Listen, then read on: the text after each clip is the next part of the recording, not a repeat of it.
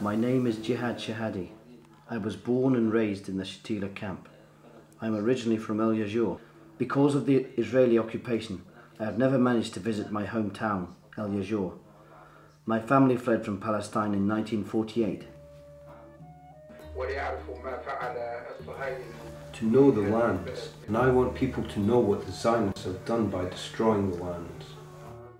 My name is Nima Hassan Nima Hajab, from the beautiful hillside town of El Karmel mountain called El Yajour. I was born on the 15th of October 1935 in El Yajour,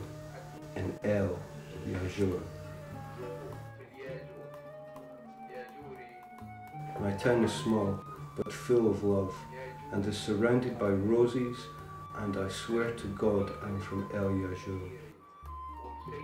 I am from El Yajour. I am known by my kindness and hospitality. If I don't have food, then from my shoulder's flesh I will feed my guests. I would feed them well. The lettuce grows to the same size as the cabbage.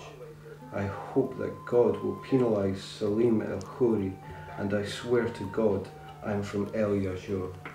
Do you know who Salim el-Khoury is?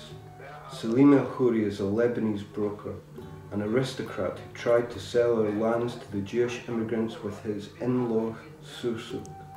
Salim el-Khoury gave his daughter 10 towns, including our town, as a dowry when she married Sursuk's son. El Yajour was one of several villages whose lands were sold by the Ottoman Empire to two Lebanese merchants, Sursuk and Salim el-Khoury, in 1872. They in turn sold many of these lands to Zionists, who in 1922 established the settlements of Yajour on the land. The Arab residents' houses in the 1940s were scattered across the mountain slopes. At this time, 261 acres of their lands were allocated to cereal crops. 57 acres were irrigated or used for orchards, of which 42 acres were planted with olive trees. There is evidence of the village's antiquity, including fragments of glass and building foundations.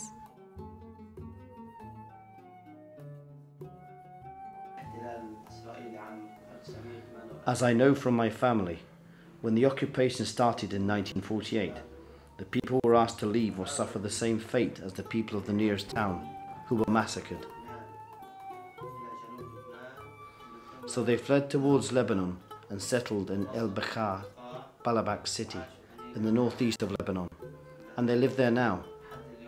However, part of the family came to Beirut and settled in the Shatila camp. The reason for this was the Israeli occupation, when they came and occupied my town. The people of the town were living peacefully, planting their lands, doing no harm, but because of the massacre of the next town, they were forced to flee. Yajour was one of the villages in the vicinity of Haifa that was captured immediately after the fall of the city, after the Haganah Zionist gang launched a major attack on Balad al-Sheikh, a large village just to the northeast of Yajour. The villagers decided not to wait for the similar assault. A couple of days after the Haifa was captured, the New York Times reported a direct military strike against the village. After its occupation, the Haganah turned its attention further north to Acre. As my father said when he left Palestine, he was 16 years old. He told me they were living peacefully. They had many lands, especially my family, the Shahadi family. The head of the village was my grandfather, Yajour Shahadi. They used to plant wheat, olives and vegetables, and we had livestock. The Zionists established the settlements of Yajour in 1922 on what were traditionally village lands. The settlements of Nasher, founded in 1925 on lands that formerly belonged to Balad al-Sheikh, is close by to the north. The town was beautiful. It was surrounded by large oak trees. It had a mosque. This is just how it looked. And here you can see the harvesting of the wheat. You can see the slopes of Mount El Karmel clearly. I've got an image of my town from what my family have told me. It was beautiful. It had trees and the river, and people were very friendly. It stood on the side of El Karmel mountain. It had farmland where they used to grow wheat and had olive trees.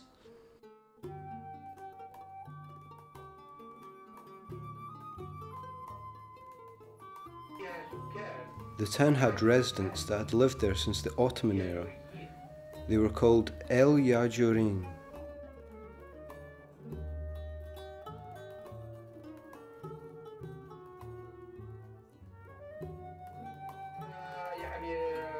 As it was documented by Mustafa Moran and El Debach, the population of the town was 1,000 adults and children.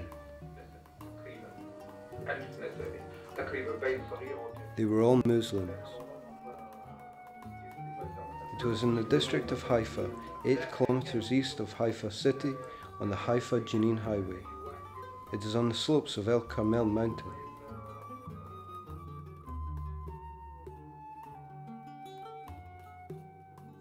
In the 1940s, the people of Yajour went to the Supreme Court in Jerusalem to raise a case against the Zionist immigrants who tried to take over the land. Many attempts were made by Zionist settlers to claim Palestinian land by forging sales documents. Yajour villagers were some of those who successfully challenged the seizure of land. Despite the fact they won the case, the Zionists were still permitted to take over the land. Shortly after the State of Israel was created, the government of Israel passed a law that allowed the state to claim all the land and property of absentee Palestinians as state property.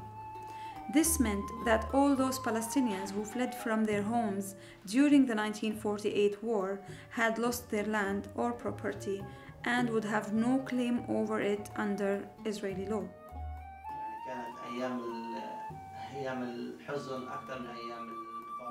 Unfortunately, there were more sad days than happy days.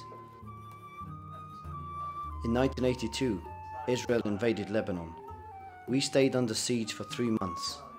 Many people were killed or left homeless. After that, the Palestinian fighters left Beirut after a ceasefire agreement was reached. Our fighters went to the diaspora.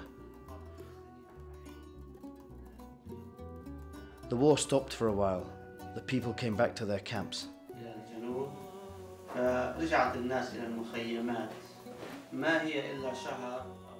A month later, the massacre of Sabra and Shatila camps happened. Around 3,000 Palestinians and some Lebanese were killed. This massacre shook the international community. This took place over the space of 3 or 4 days.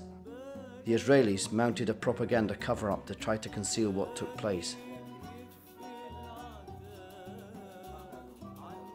They killed indiscriminately, including unarmed women and children. I was in the camp and I witnessed some of the killing. After a few days, we escaped the camp and returned a few days later.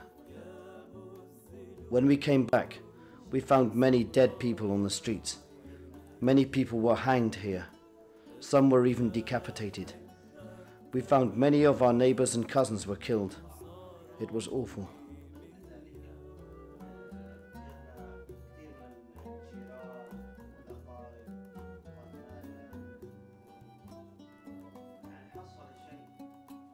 After a year or two, The camps' war started again in 1985. Since then, Palestinians in Lebanon are suffering. They have no right to work, own a house, or even use the health service.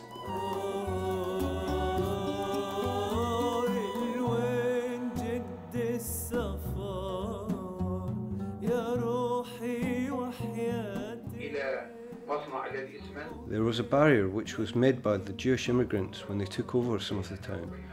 They turned that land into a cement factory. The wall was a barrier between us and the Jewish immigrants. It was only 2 centimetres thick and 2 metres high.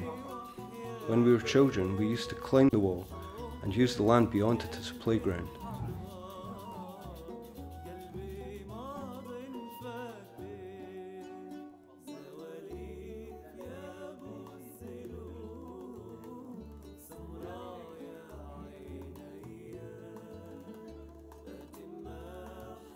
The reason we are living like this is because this is what we inherited from our parents and grandparents.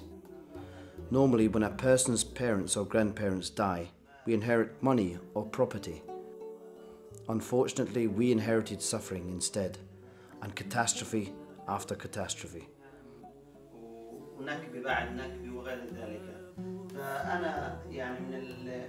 I don't want my children to suffer the way I am suffering. I felt obliged to leave the camps because my daughter was suffering, because of the conditions we were living under. The doctor told me I had to pay $100 a month for my daughter's medication. I used to work with a Lebanese company, and one day my boss told me, "You have to leave because you don't have a work permit." I tried to get a work permit, but this was denied because I am Palestinian and didn't have the right to work. I was unemployed for a long time, despite the fact I have a diploma stating that I am a fully qualified electrician. So what could I do? I left for Britain. I feel sad that settlers, who are not the proper inhabitants of the land, have the right to live in my hometown happily, while my people and I move from country to country, trying to get settled, or even receive our basic rights, by which I mean our human rights. I am still waiting to get my status, but I have been waiting for 6 years now. I hope, after all the suffering which my people and I have been through, that one day I can go back to my country and live in my land with my countrymen, the people of Haifa and Jaffa. I wish my children can go and live in peace in my country, away from the killing. I would rather live under a tent in my country than live in a castle outside my country. If you go back to Palestine, will you take your father's bones with you? Of course, if I go back to Palestine, I would take his bones, as he asked me to do. I will never give up the right to return to my country, and I hope that the UN pass Resolution 194 to give us our right to return. That will only happen when there is justice. If there is no justice, there will be no peace. What happened was wrong, and the international community have to stop it and give the right to return to the Palestinian refugees.